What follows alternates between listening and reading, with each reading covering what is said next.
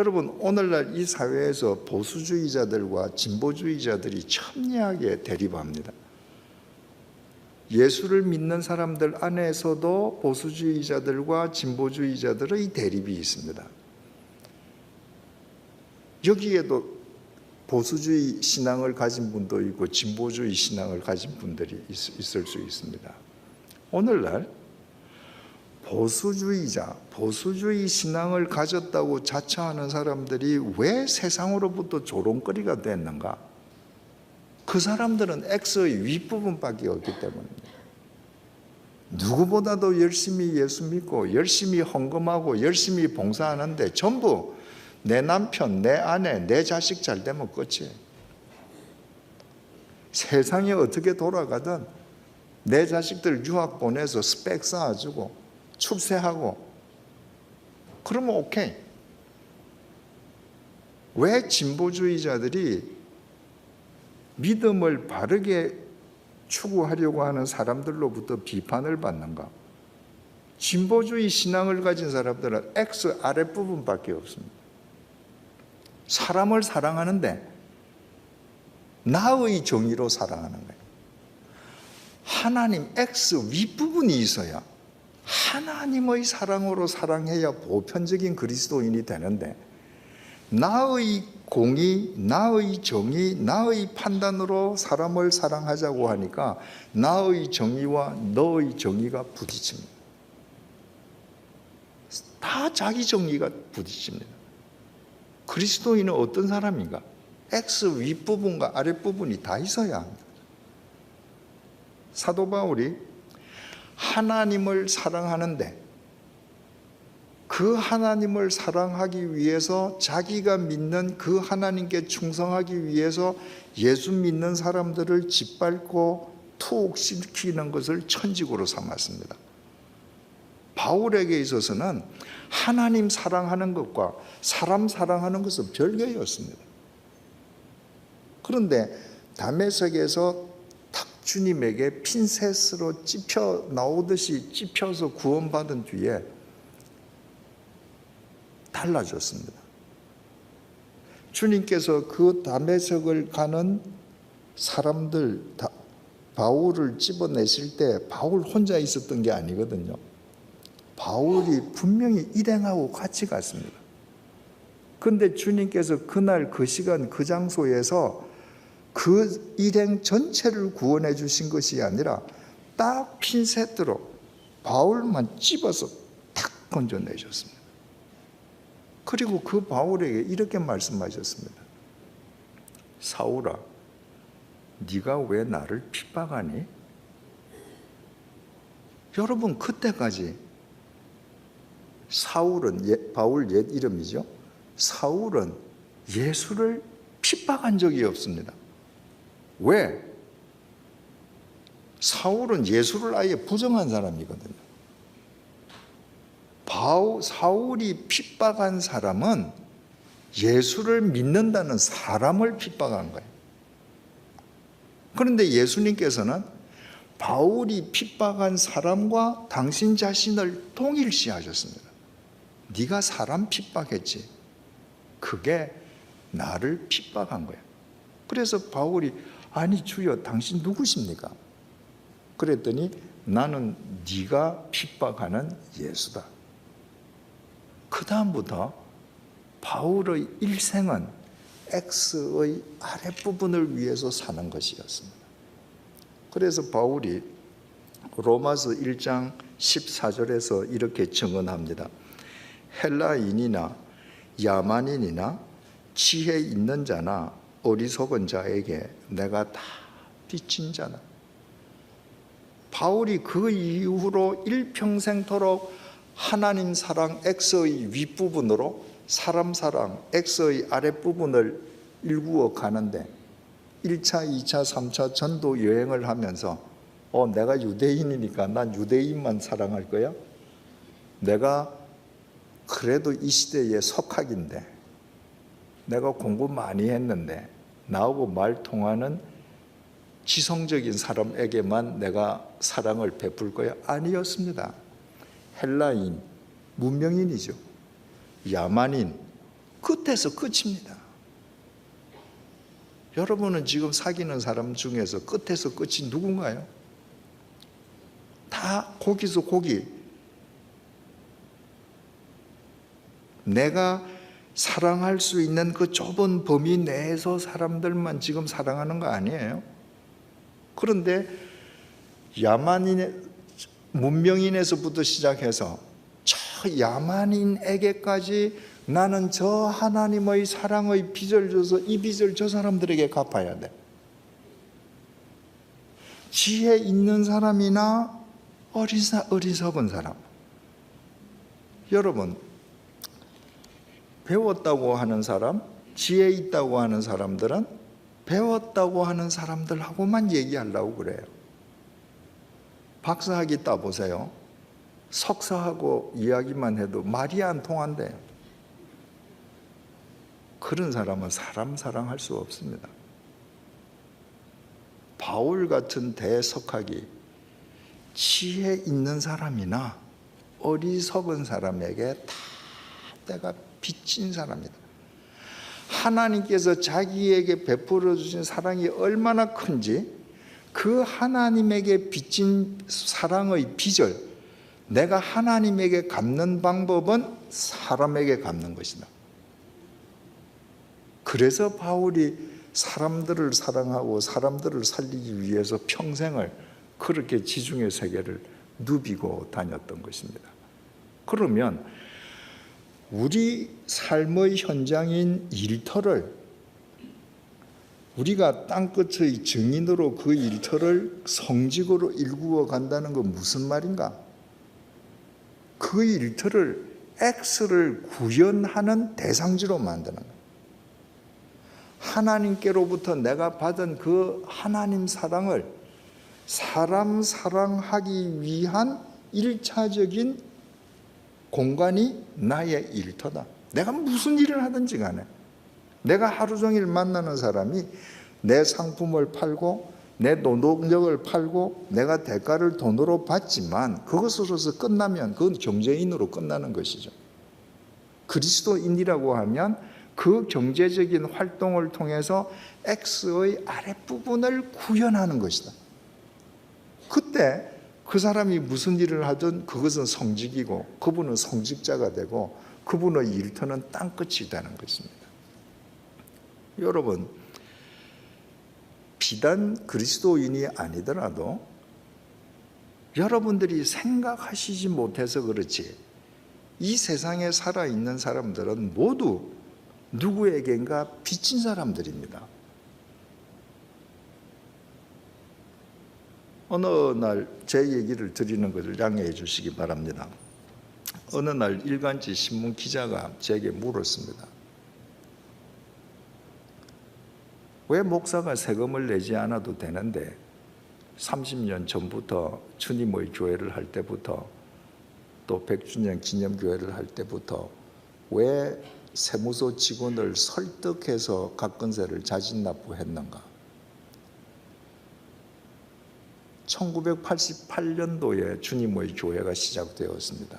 주님의 교회는 서울 강남에 있었습니다. 세금을 내겠다고 하니까 강남 세무서 직원이 안 받는 거예요. 목사는 세금 안 내도 되는데 왜 괜히 와서 우리 귀찮게 하느냐는 겁니다. 그래서 제가 그분을 설득을 시켰습니다. 아니 내가 헌법에 명시된 납세의 의무를 다하겠다는데 왜 당신은 공무원으로서 직무를 유기하는가? 난 내야 되겠다. 받아라. 2005년도에 제가 마지막으로 목회한 100주년 기념교회가 세워졌습니다. 100주년 기념교회는 마포구에 있습니다. 마포구 공무원도 똑같았습니다. 가서 설득을 하고 각근세를 납부했습니다. 그걸 알고 일간지 기자가 왜 그랬냐 물어서 제가 이렇게 대답을 했습니다. 세금은 이웃과 더불어 살기 위한 첫 번째 나눔이기 때문이다. 여러분, 우리가 납부하는 세금으로 도로, 항만, 전기, 교통, 상수도, 하수도, 병원, 학교 이와 같은 인프라가 구축되고 교육, 복지, 국방이 이루어집니다. 그 모든 혜택은 국민에게 돌아가는 겁니다.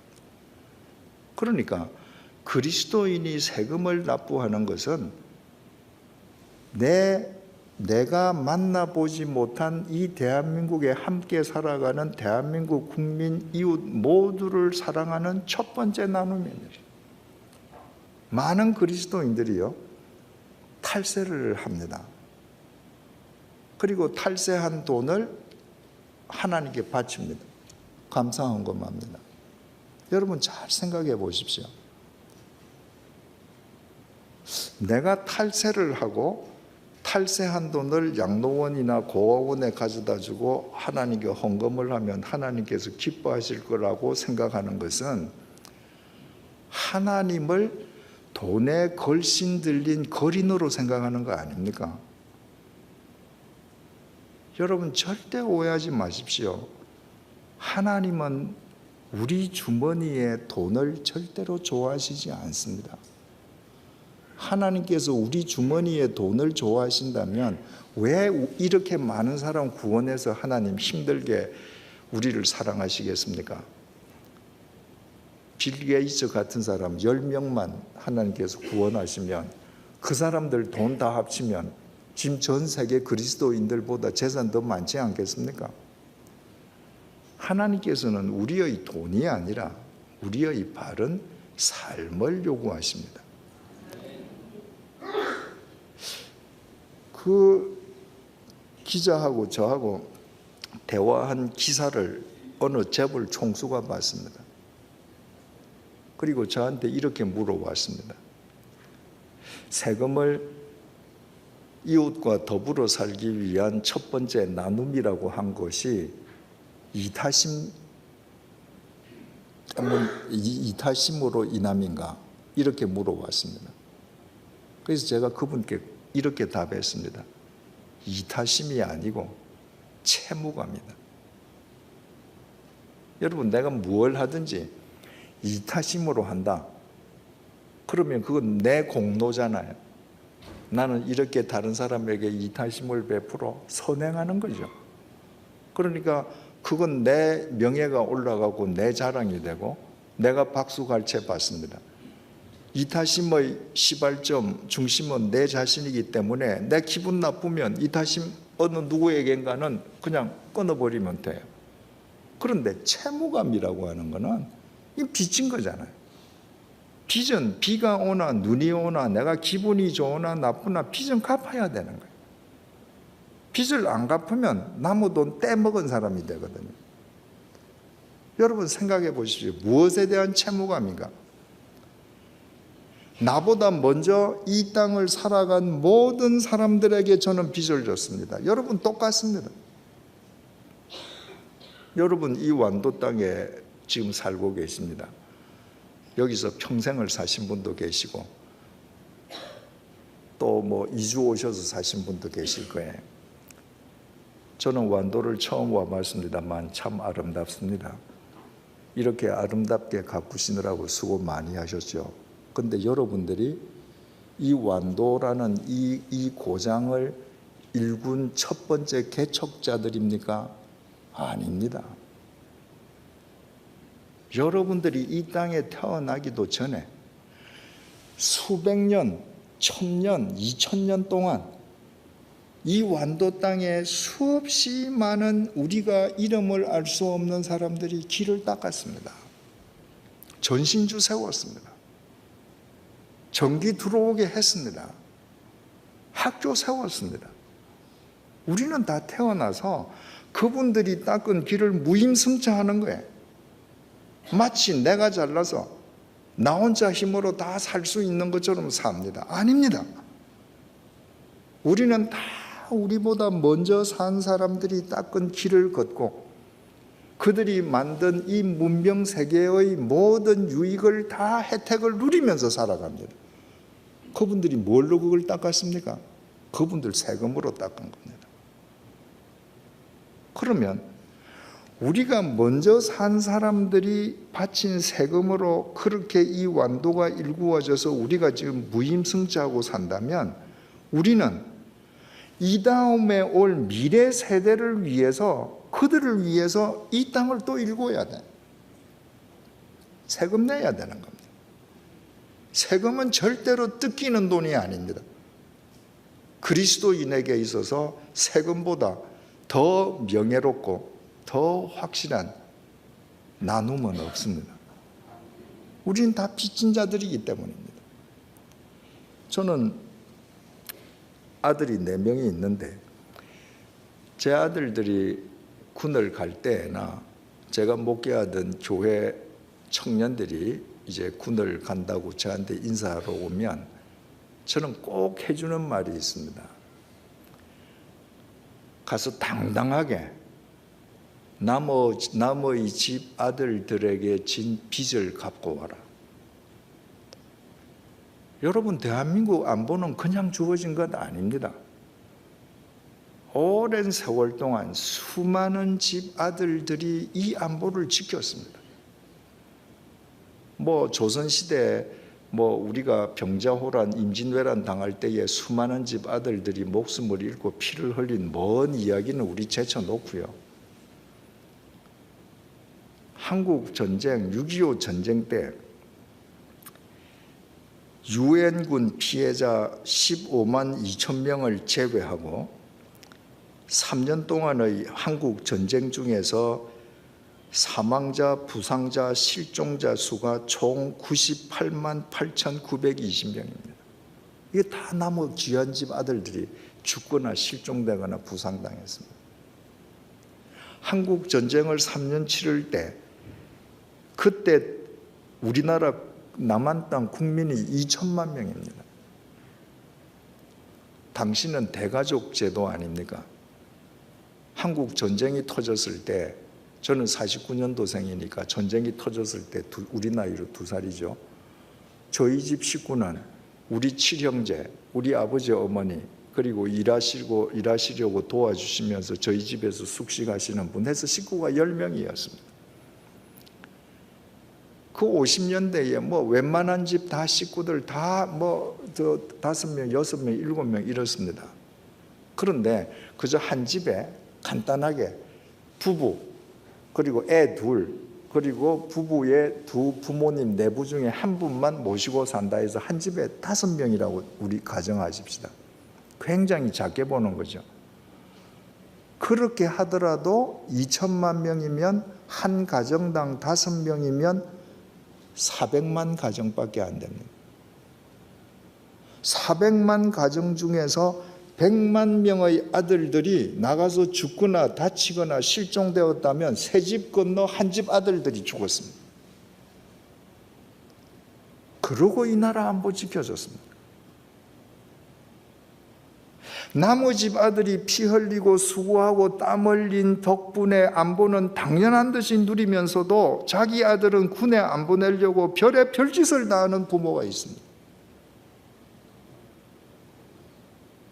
그분들이 그리스도인이라면 하나님께서 그분들의 신앙을 받으실까요? 그래서 저는 제 아들들에게 언제든지 너 가서 그동안에 이름 모를 수없이 많은 남의 집 아들들 덕분에 산 그 안보의 빚, 너 당당하게 우리 집을 대표해서 갚고 와라. 네가 갚고 오면 두고 오는 세월 동안에 남의 집 아들들이 또 너한테 그 빚 갚아줄 거다. 여러분, 우리는 이렇게 빚진 사람들입니다. 요즘은 세계 어디를 가나 공항에도 그렇고 카페에도 그렇고 심지어는 길을 걸으면서도 사람들이 이러고 있잖아요. 이게 뭔지 아시죠? 스마트폰입니다. 스티브 잡스라는 사람이 그 정도로 위대한 천재입니다. 그 한 사람 때문에 70억 인구의 삶의 패턴이 달라졌습니다. 그 천재적인 스티브 잡스가 죽고 나서 그의 동료인 팀 쿡이 애플사를 이어받았습니다. CEO가 된 거죠. 그 CEO 팀 쿡이 몇 해 전에 그 경제 전문 잡지인 포춘지와 인터뷰를 했습니다. 그러면서 자기의 전 재산을, 팀 쿡에게는 자식이 없습니다. 그래서 자기 조카를 자식처럼 사랑하는데 자기 조카 한 명이 대학교를 졸업할 때까지 필요한 돈을 제외하고는 전 재산을 사회에 환원한다고 발표를 했습니다. 그 당시 팀 쿡의 재산이 8억 불, 8,800억입니다. 지금 돈 있는 사람들은 3살, 4살 되는 어린 손자에게까지 상속하잖아요. 근데 팀 쿡은 8,800억을 사회에 환원하면서 그 이유를 이렇게 밝혔습니다. 사회로부터 혜택을 많이 받은 사람은 의무적으로 해야 할 일도 많다. 나는 확실히 혜택을 많이 받은 사람이기 때문이다. 이 혜택이 뭐예요? 설명을 가하면 이런 겁니다. 사회에 빚을 많이 진 사람은 의무적으로 그 빚을 갚아야 한다. 나는 확실히 이 사회에 많은 빚을 졌다. 여러분, 팀 쿡이라는 사람은 미국에서 태어나서 세계 최강국의 교육을 받고 더더구나 스티브 잡스를 만나서 그로부터 모든 천재적인 그 정령수를 배우고, 이게 자기 노력으로 된 겁니까? 아니에요. 그냥 된 거예요. 그거는 팀 쿡이 내가 잘나서 됐다고 생각하지 않았습니다. 이거 다 내가 빚진 거다. 그래서 이 빚을 누군가 다른 세대를 위해서 내가 이 빚을 사회에 갚아야 된다. 여러분, 미국 자본주의가, 그러니까 자본주의가 미국에서 꽃이 피어서 미국이 자본주의의 나라이고 자본주의 돈을 배금주의로 살아간다고 욕을 듣지만, 미국의 자본주의가 오늘날까지도 건실하게 세계를 지배할 수 있는 이유는 이런 빚진 자들이 있기 때문에 우리나라에서는 볼 수 없는 일입니다. 여러분, 비단 그리스도인이 아니더라도 이 땅에 살아있다면 모두 누구에겐가는 빚진 사람이므로 그 빚을 갚아야 되는데, 하물며 그리스도인이라면 X의 윗부분 하나님께 진 빚을 사람에게 갚아야 될 이중 채무자들인 거예요. 그 사실을 깨닫고 내가 이 X를 구현하기 위해서 오늘도 내가 일터에서 일한다 라고 생각해 보십시오.